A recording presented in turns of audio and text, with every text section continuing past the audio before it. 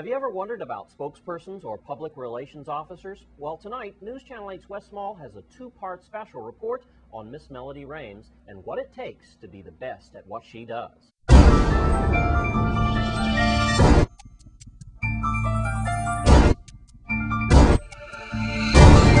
Thanks a lot, Jerome.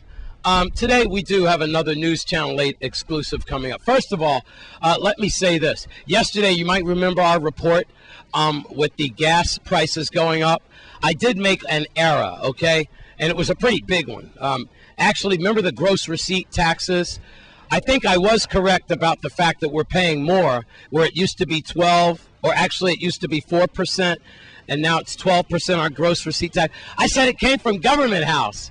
Well, it didn't come from Government House. That was our senators, the legislature. Now I want to take you closer to law enforcement then, as we deal with the V.I.P.D. You know, they call them spokespersons. They're also public information officers, also public relation officers. You know what I'm getting to. And their job then is to serve the public mostly for the various departments that they're in.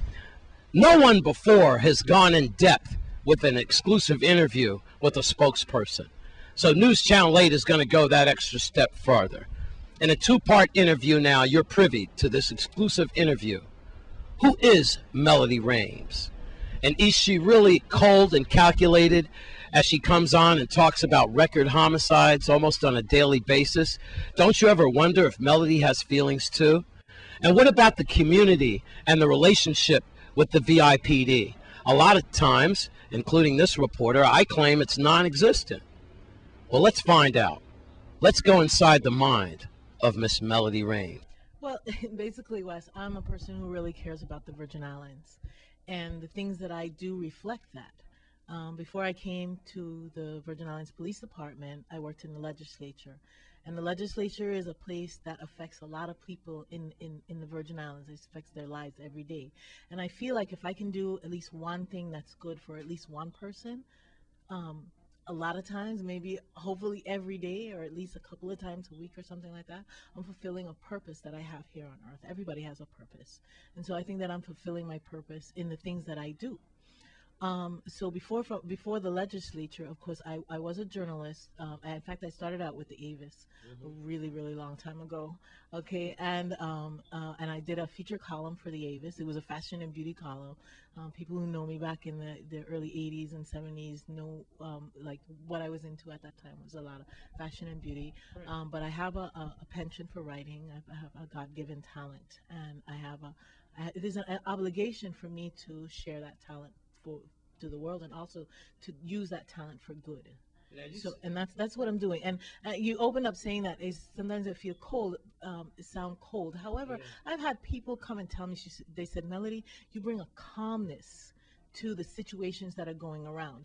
They say that, listen, I hear you, and you come out there and you talk about a lot of bad things that happen, but the way you do it in such a calm fashion, it gives us reassurance that yes, this happened and our society is here or there. However, the police are working on it and everything is going to be okay, and it's not the time for us to panic. I don't want to send out any kind of panic signals to anyone out there.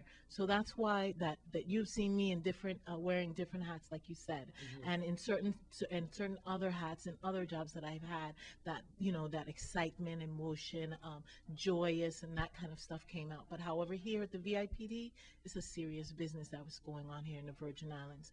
However, like I said, at the same time, I want people to know that the world is not ending. But you do have feelings. You're a mom at the end of the day. And I know you don't get 8 hours every night, because I'm home long before you leave this building. And so, I mean, wow, how do you cope, and how do you get through this? I mean, because let's face it, you are a Crucian and you're connected to the community, and everyone here could fit in Yankee Stadium. Sometimes you see people who have been, you just talked to them and then they were murdered, or a police officer injured, or something happens to them. How do you deal with it? Well, Wes, I have a deep faith in God, and I find peace when I go to church on Sundays. And my church also has Bible studies on Wednesdays. And sometimes when the world gets really too rough for me, just to go and listen to the word on Wednesday nights. I give a break in the middle of the work week. It gives me the strength to go on. I know you do, because sometimes I call you on the weekend and you are in church and you get to me right after Yeah, you come you out. see, that's the only thing. That's the only thing that I've really been able to get the reporters to understand. They call me 7 days a week for information, the only time that they really respect, I says, do not call me before 12 o'clock on Sundays.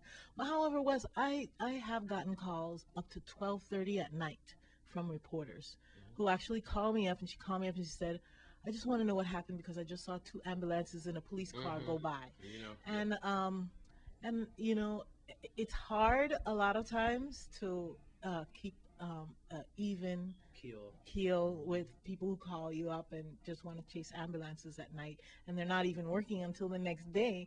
So I just try to draw from that spiritual strength and say, I'll call you in the morning about it. Okay, that's good.